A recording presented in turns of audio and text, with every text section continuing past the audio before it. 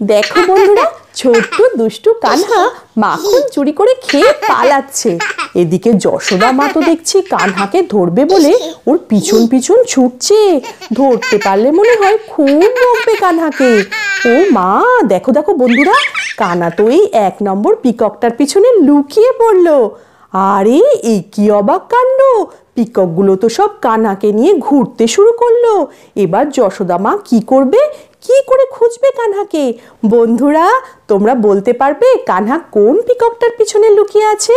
তাহলে ভালো করে এক দৃষ্টিতে এই পিককগুলোর মুভমেন্ট দেখতে থাকো, একদম অন্য কোথাও চোখ সরিও না, তাহলে কিন্তু তোমরা এই চ্যালেঞ্জটা হেরে যাবে।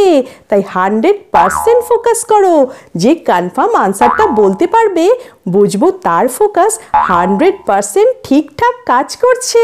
ব্যাস ব্যাস, স্টপ। দেখো পিককগুলো সব থেমে গেছে। এবার যে কনফার্ম আনসারটা জানো সে কমেন্টে আমাকে ফটাফট লিখে জানিয়ে দাও। আমিও কিন্তু ফটাফট তোমাদের সবার কমেন্ট পড়ে রিপ্লাই করি।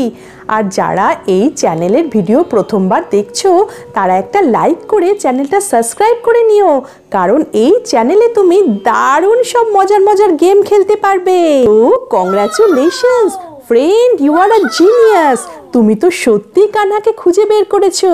কানহা তো এই 2 নম্বর পিককটার পিছনে লুকিয়েছিল।